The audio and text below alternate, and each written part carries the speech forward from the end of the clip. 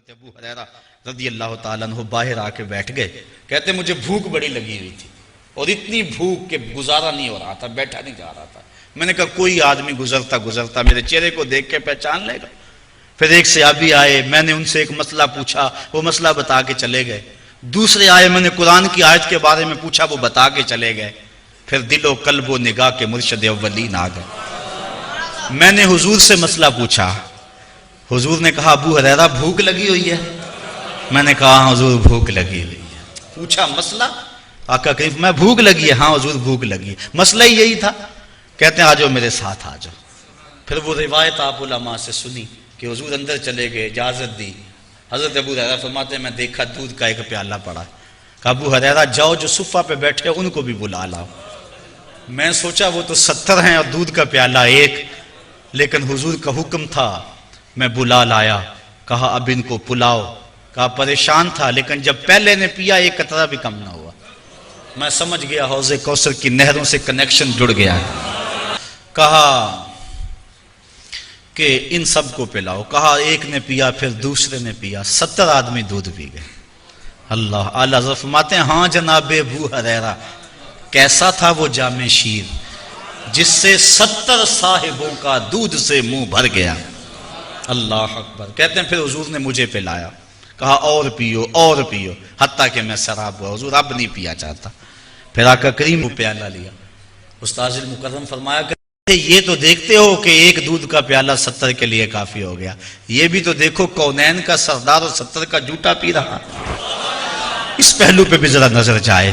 اللہ اکبر. تو کہا محبوب تم تو جانتے ہو ان کے چہروں سے, اللہ اکبر, کہ وہ لوگوں سے سوال نہیں کرتے. لا یسألون الناس الحافا, وہ لوگوں سے لپٹ کر سوال نہیں کرتے, بڑے خوددار ہوتے ہیں. عموماً ایسے لوگوں کی تلاش بڑی ضروری ہے کہ جو لوگوں سے سوال نہیں کرتے. ورنہ ہم نے دیکھا ہے کہ جو لوگ مانگنے والے ہیں, سوال کرنے والے ہیں, وہ تو لاکھوں روپے جمع کر لیتے ہیں, اور جو بیچارے عزت نفس کا لحاظ رکھنے والے ہوتے ہیں ان تک کوئی بھی نہیں پہنچتا. آپ دیکھ لیں, اپنے معاشرے کے اندر سروے کر کے دیکھ لیں. یہ ہماری ذمہ داری ہے محروم تک بھی پہنچنا اور سائل تک بھی پہنچنا. اور یہ بات ذہن میں رکھیں کہ سوال کرنا یہ مومن کی شان نہیں ہے. بلکہ حضرت سیدنا صدیق اکبر جا رہے تھے تو آپ کا کوڑا گر گیا, گھوڑے سے اترے اور نیچے سے اٹھایا اور پھر بیٹھے.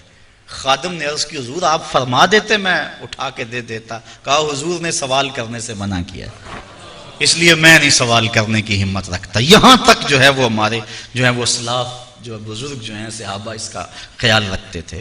ہاں علماء نے اجازت دی اگر مرنے کا اندیشہ ہو, بھوک اتنی ستائے تو بقدر ضرورت سوال کر لینا جائز ہے.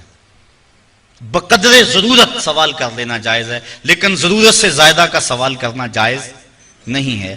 آقا کریم نے فرمایا کہ جو ضرورت سے زیادہ سوال کرنے والے ہیں ان کے بارے فرمایا یہ جہنم کے انگارے ہیں. اب اس کی مرضی ہے تھوڑے اکٹھے کر لے یا زیادہ اکٹھے کر لے. جو مال بڑھانے کے لیے فرمایا سوال کرتا ہے وہ جہنم کے انگارے اکٹھے کر رہا ہے, چاہے تھوڑے کر لے چاہے وہ زیادہ کر لے. اس لیے غربت اگر مل جائے اس کی آزمائش میں پورا اترنا چاہیے اور اپنی عزت نفس کو مجروح نہیں ہونے دینا چاہیے. وَمَا تُنْفِقُوا مِنْ خَيْرٍ فَإِنَّ اللَّهَ بِهِ عَلِيمٌ, اور جو تم خیرات کرو اللہ اسے خوب جانتا ہے. الَّذِينَ يُنْفِقُونَ أَمْوَالَهُمْ بِاللَّيْلِ وَالنَّهَارِ سِرًّا وَعَلَانِيَةً فَلَهُمْ أَجْرُهُمْ عِنْدَ رَبِّهِمْ وَلَا خَوْفٌ عَلَيْهِمْ وَلَا هُمْ يَحْزَنُونَ. اور وہ لوگ جو اپنے مال خیرات کرتے ہیں رات میں, دن میں, چھپ کر اور ظاہر, اللہ تعالیٰ جل شانہ کے ہاں ان کا اجر ہے اور نہ خوف ہے اور نہ وہ غم زدہ ہوں گے. حضرت علی المرتضیٰ کے پاس 4 درہم تھے. جب آپ نے یہ پڑھا کہ وہ رات کو کرتے ہیں, دن کو کرتے ہیں, چھپ کے کرتے ہیں, ظاہر کرتے ہیں, آپ نے 1 درہم دن کو خیرات کیا, 1 رات کو کیا, 1 چھپ کر کیا, 1 ظاہر کیا. کہا کہ ساروں میں میرا نام آ جائے, چھپ کر خیرات کرنے والوں میں بھی میرا نام آ جائے, ظاہر خیرات کرنے والوں میں بھی میرا نام آ جائے, دن میں خیرات کرنے والوں میں بھی میرا نام آ جائے, رات میں خیرات کرنے والوں میں بھی میرا نام آ جائے.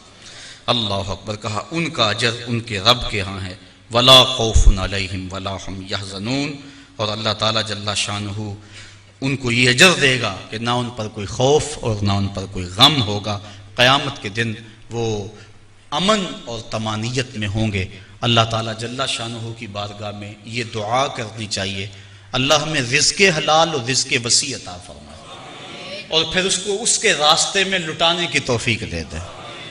اور اگر غربت پہنچی ہے تو یہ بھی آزمائش ہے، اس غربت میں اپنی غربت کو تماشا بنانے سے ہم گریز کریں اور اس غربت میں صبر کریں. مومن جب کسی تکلیف میں صبر کرتا ہے، فرمایا اگر اس کے پاؤں میں کانٹا بھی چبھے اور اس پر جو تکلیف ہوتی ہے اس پر صبر کرے تو اللہ اس کے بدلے اسے جنت عطا فرماتا ہے. اس لیے اگر غربت ہے تو پھر بھی کہیں مالک تیرا کرم، جس حالت میں ہوں میرے نیچے بھی تو کئی لوگ ہیں، اور اگر اللہ نے دولت دی ہے تو سمجھیں کہ آج کرم نوازی ہے میرے اوپر، کل کا پتہ نہیں، راہ خدا میں جتنی لٹائی جا سکتی ہے لٹا دو. تو اللہ تعالیٰ اس کی برکتیں نصیب فرمائے گا. مال کی گردش ہوتی رہے تو مال بڑھتا رہتا ہے، جو مال رک جائے ٹھہر جائے وہ اس متعفن پانی کی طرح ہو جاتا ہے. اللہ اپنی راہ میں خرچ کرنے کی توفیق